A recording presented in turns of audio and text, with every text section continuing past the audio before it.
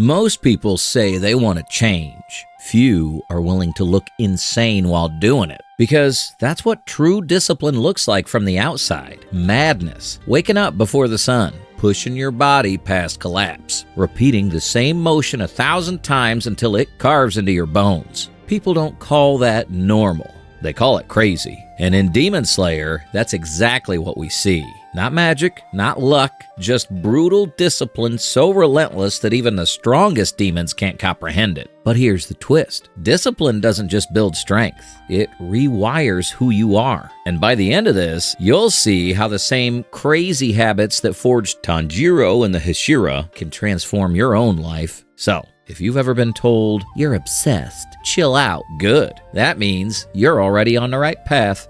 Imagine being told to push a giant boulder up a mountain with nothing but your bare hands. No technique, no shortcuts, just raw persistence. Sounds ridiculous, right? For most people, that's the kind of challenge where you tap out in 5 minutes, maybe 10 if you're stubborn. Tanjiro didn't stop until it moved. Here's the thing, most of us never even try. We see the boulder in our lives, fitness goals, building a business, writing that book, and our brains immediately start filing excuses. It's too heavy. It's impossible. Maybe tomorrow. That hesitation and laziness, it's psychology. When we face something overwhelming, our brain kicks in with cognitive dissonance, the painful gap between who we want to be and what we're actually doing. And the easiest way out? Procrastinate, convince ourselves that later will feel easier. Spoiler, it won't. The Stoics had a phrase, the obstacle is the way. Marcus Aurelius wrote that the thing in your path isn't blocking you, it is the path forward. Tanjiro's boulder was never about the rock itself. It was about transforming his own limits through the grind.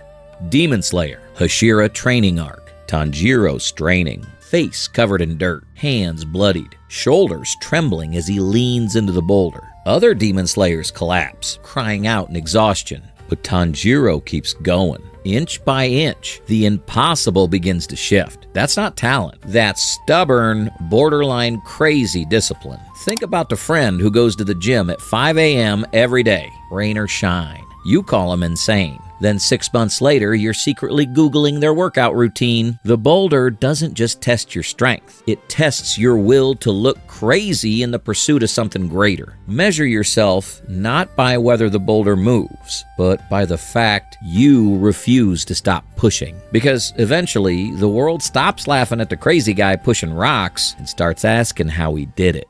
Zenitsu might be the most misunderstood character in Demon Slayer. On the surface, he's a coward, always crying, always panicking, always ready to quit. But here's the irony. This coward became one of the deadliest fighters in the Corps, not by mastering 10 flashy techniques, but by repeating one move until it was unstoppable. Thunderclap and flash, again and again and again. Most of us never get that far. We try something new, exercise, a side hustle, meditation, and if we don't see progress fast enough, we drop it. We convince ourselves that variety equals progress. I'll try this new workout. Maybe I'll switch diets. Let's test a new app. But chasing novelty is just disguised avoidance. Psychologists call this exposure therapy, facing the same fear or challenge repeatedly until it loses its power. Zenitsu didn't conquer fear by wishing it away. He drilled one strike over and over until his body could act even when his mind was terrified. That's not luck. That's psychology forged into discipline. Season 1, Episode 17, Nanagumo Mountain Arc. Zenitsu, poisoned and barely able to stand, collapses under the weight of his fear. Then, unconscious, he falls back into instinct, the product of endless repetition. Thunderclap and flash roars out, not once, but 6-fold, destroying an enemy attack that should have killed him. People thought he was pathetic. In that moment, his one move looked godlike. Think of the basketball player who shoots free throws until their fingers bleed, or the coder who rewrites the same script 100 times until it runs flawlessly. Everyone else sees obsession. They see discipline. Zenitsu didn't overcome fear by erasing it. He overcame fear by training through it, turning panic into precision. When fear shows up, don't retreat. Drill the move anyway. Fear is the signal you're exactly where you need to be. Because sometimes the craziest thing you can do is to just not quit. Some people train in dojos, others train in silence. Inosuke, he trained by headbutting trees and wrestling wild boars. On the surface, it looked like chaos, but beneath the madness is a brutal kind of discipline, one that doesn't follow rules but rewrites them. We've all felt this. I don't have the perfect plan yet, so I can't start. We obsess over schedules, apps, programs, waiting until everything is neat before we take action. That's the trap. We confuse preparation with progress. But discipline doesn't require perfect conditions. It requires movement, even messy movement. Psychologist Albert Bandura, the father of social learning theory, showed that mastery grows through direct experience, not just instruction. Inosuke didn't wait for someone to hand him a scroll of breathing techniques. He threw himself at the world and learned by sheer force of will.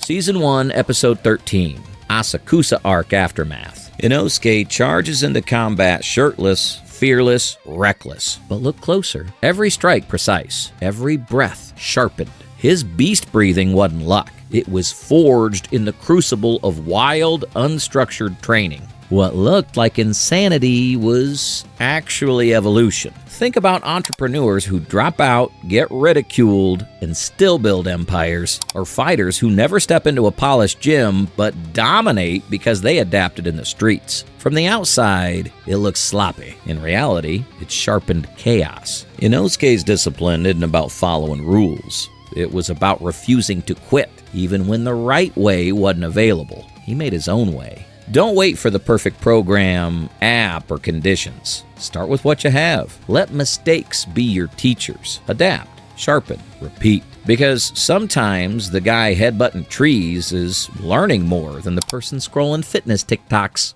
Muichiro doesn't shout. He doesn't brag. He barely even talks. At first glance, he looks empty. But that emptiness hides something terrifying. An obsession so sharp it carves through upper moons. We live in a world where everyone's broadcasting their grind. Screenshots of workouts, tweets about 5 a.m. mornings, rise and grind, tattoos. But real discipline? It rarely makes noise. It's the quiet repetition nobody sees. And because nobody sees it, most people abandon it when applause disappears. Psychologists call this intrinsic motivation. Doing something because the act itself matters, not because of rewards or recognition. Muichiro doesn't train for clout. His discipline is self-fueled, detached, absolute. Season 3, Swordsmith Village in Hashira Training Arc. Muichiro throws himself into training so relentlessly he pushes past exhaustion and vomits. No complaints, no hesitation, just back to the grind. Later, against Gyoko, he cuts through the water prison with terrifying calm. No panic, just razor focus, before dismantling an upper moon with surgical precision. The vomiting wasn't weakness. It was proof of discipline so intense it broke his body but not his will. Think of the runner who collapses after the finish line, or the med student pulling nights alone. Not for likes, but because mastery demands sacrifice. Muichiro shows us that discipline doesn't need a spotlight. The quieter, and yes, even uglier it is, the sharper it becomes. Keep one practice that belongs to you alone. Done in silence, sharpened in private. Because mastery that no one sees can never be taken from you. When your discipline is silent, the impact becomes deafening. But Muichiro isn't the only Hashira who embodied this madness. Each carried discipline in a different form, some in silence, others in fire and flare. If Tanjiro's discipline looks insane, the Hashira's makes it look tame. These are people who built their entire lives around rituals so relentless, they don't just seem crazy, they seem inhuman. We admire success stories, but forget the price tags. Everyone wants the strength of a Hashira, but nobody wants the years of sacrifice it cost. That's why most of us quit when discipline stops being fun. Want the glory without the grind. Psychologist Anders Ericsson calls this deliberate practice. The difference between casual effort and mastery is thousands of hours of structured, painful, often boring repetition. The Hashira don't stumble into greatness. They live inside it. Even when his father abandoned him emotionally, dismissing his efforts, Rengoku trained harder. His fire wasn't inherited, it was forged in defiance. And when Akaza tried to break him, he smiled through the pain and stood unshaken. His discipline wasn't just physical, it was devotion embodied. Behind the flashiness, Tengen Uzui's strikes were the product of endless rhythm drills, sound patterns, punishing conditioning. His flamboyant confidence paid for in blood and sweat long before he faced Gyotaro. Think about the person who succeeds even when family or peers tell him, that dream won't work. They keep grinding anyway. It looks insane until they succeed. The Hashira show us that true discipline isn't about balance or comfort. It's about building a life so structured, so devoted, that even when the closest people doubt you, you keep moving. Make your discipline your vow. Even when no one applauds. Even when no one believes. Keep it alive. That's what makes legends untouchable. Discipline in Demon Slayer never looked normal. Every one of them was called extreme. Every one of them looked insane to someone. And that's the point. Discipline doesn't fit into neat boxes. It isn't balanced. It isn't comfortable. It's ugly, lonely, relentless, and yes, at times it looks crazy. But that's why it works. Because the line between madness and mastery is thinner than you think. So, let them laugh. Let them call you obsessed. Let them call you crazy. They won't be laughing when the boulder finally moves. If they don't call you crazy, you're not disciplined enough to become legendary.